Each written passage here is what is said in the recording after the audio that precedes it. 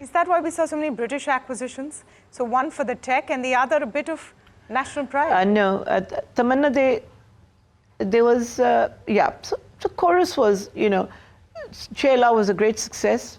It upgraded the, I would say also upgraded the industry platforms as well. I think the automobile industry after this whole acquisition itself upgraded itself, and we saw, look at what we have today. It's wonderful, and that's his contribution, and the industry participated in that as well in many ways in their own companies to be able to upgrade. So he set the tone.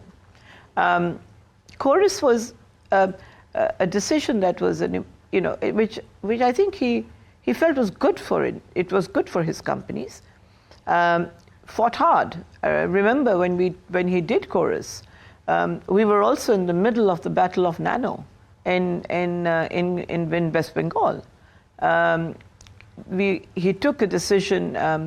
Can I come to Chorus after coming to Nano because it correlates in some way? If it's sure. Okay with you, sure, of course.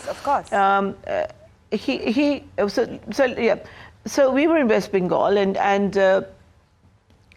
you know, he was in the midst of two very critical decisions. There was a bid going on as far as Chorus was concerned. At the same time, there was a big battle for why the 1 lakh car should not be in West Bengal, because people didn't want it there.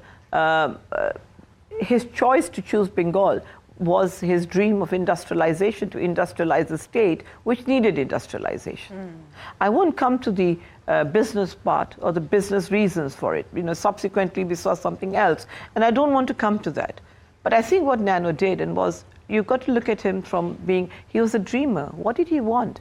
He wanted something for the common man so that he didn't sit on a bike. Forgive me for saying this, but he didn't want people to get wet in the rain and be in a car and be safe. Yeah. That's all he wanted. That it couldn't achieve its price point of 1 lakh. 1 lakh was something I remember an interview he had with one of the leading newspapers from the UK.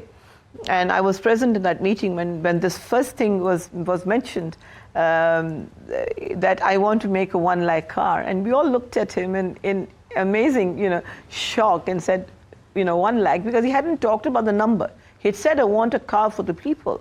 But at that time, he had never given the number that it was going to be 1 lakh. And I remember that was subsequently a lead story in I believe it was the Financial Times in the UK. So I have to ask. So the Nano was there. I'm so sorry. I have to ask. So the decision was to make a car for 1 lakh rupees so that common people could use it, and then work backward to how it would actually happen?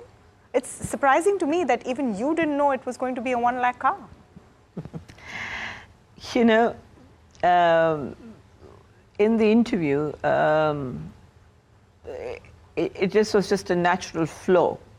And sometimes, you know, you think, you know, I'm sure he had, like you and like us, we all have many dreams.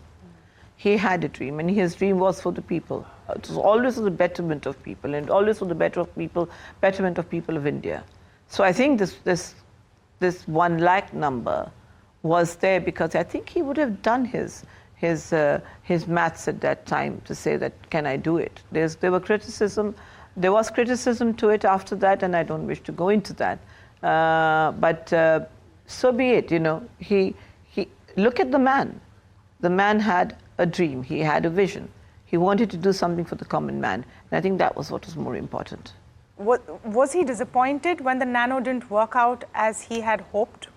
That the 1 lakh car didn't take off? Yes, he was disappointed. He was disappointed. Yeah. No, I think the price point changed subsequently, as you know. But I want, you know, Tamanna, I don't want to get into the business side of the story. I want to stay focused to who he was and why he did.